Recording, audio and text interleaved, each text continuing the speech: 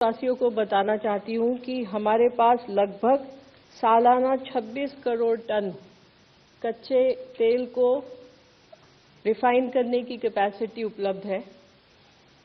और ये मैं इसलिए बताना चाहती हूं क्योंकि पिछले 2 दिनों से हमने देखा है कि कई सारे क्षेत्रों में रिटेल आउटलेट्स या पेट्रोल पंप के बाहर लाइन देखी गई है और पैनिक बाइंग भी ऑब्जर्व की गई है।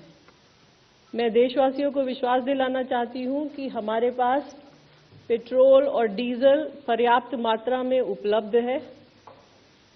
कहीं पर भी किसी पेट्रोल पंप पर कोई कमी नहीं है। पेट्रोल पंप को सप्लाई करने वाले टर्मिनल्स पर भी पर्याप्त मात्रा में उपलब्ध है। इसलिए अफवाहों पर विश्वास न करें और पैनिक बाइंग से बचें।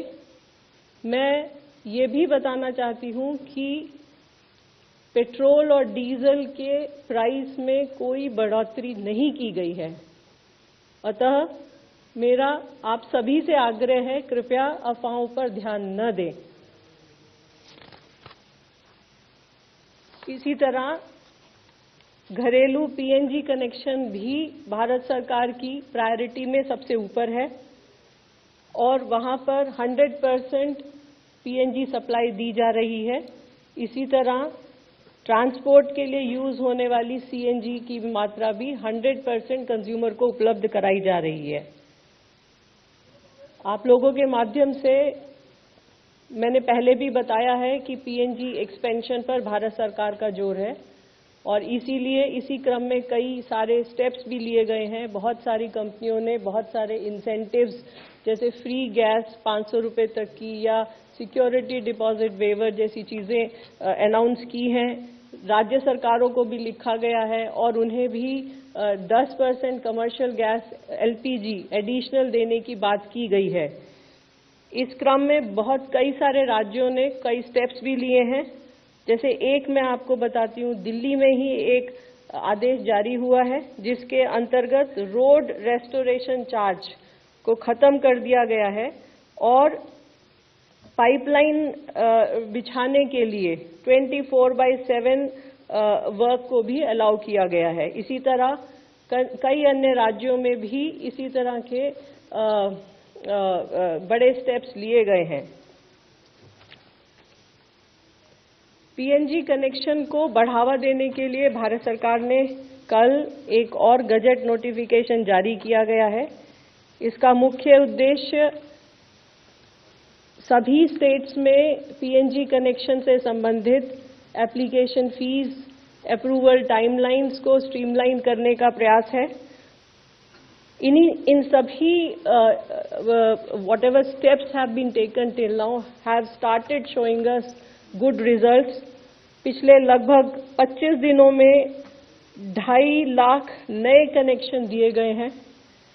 इसके अलावा लगभग 2,20,000 ऐसे कंज्यूमर्स हैं जो एलपीजी से पीएनजी पर शिफ्ट हुए हैं। इसके अलावा 2.5 लाख नई एप्लीकेशन या रजिस्ट्रेशन भी प्राप्त हुए हैं।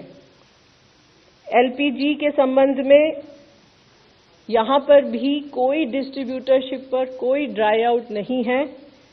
ऑनलाइन बुकिंग अच्छी है, लगभग 92%। पैनिक बुकिंग तो नहीं कहूंगी, लेकिन बुकिंग का लेवल जरूर ज्यादा है, लेकिन डिलीवरी पूरी तरह सामान्य है। जैसा कि मैंने पहले बताया कि 21 तारीख को भारत सरकार ने कमर्शियल एलपीजी का क्वांटिटी 20% से बढ़ाकर 50% किया और उसमें भारत सरकार ने सभी स्टेट गवर्नमेंट से रिक्वेस्ट किया कि dhaba, hotel, industrial canteen, community kitchens या कैंटीन्स, सब्सिडाइज कैंटीन्स जो राज्य सरकार या लोकल बॉडीज चलाती हैं, उन सभी को प्रायोरिटी दी जाए। इसके अलावा जो माइग्रेंट लेबर हैं उनको भी 5 किलो के सिलेंडर देने में प्रायोरिटी की जाए।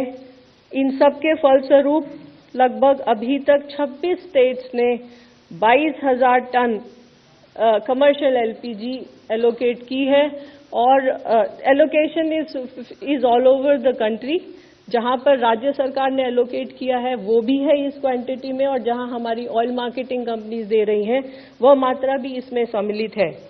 इस सब के प्रयासों के फलस्वरूप कल लगभग 30,000 5 किलो के सिलेंडर दिए गए हैं।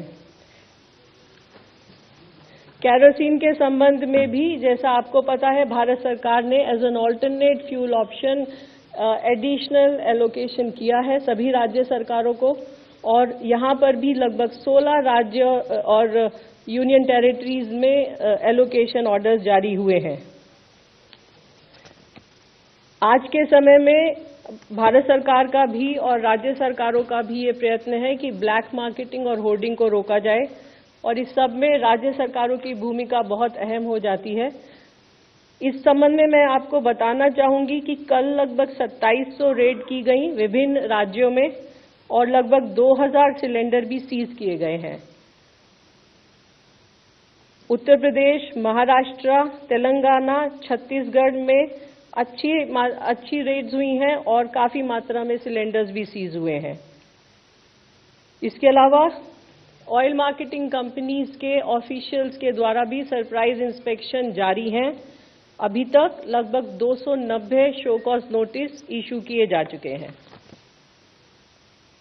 आखिर में आप सभी के माध्यम से मैं देशवासियों से दोबारा प्रार्थना करना चाहूंगी, अपील करना चाहूंगी कि अफवाहों पर विश्वास न करें। हमारे पास पर्याप्त मात्रा में ईंधन मौजूद है और उन तक ईंधन पहुंचाने के लिए भारत सरकार हर स्तर पर प्रयत्नरत है।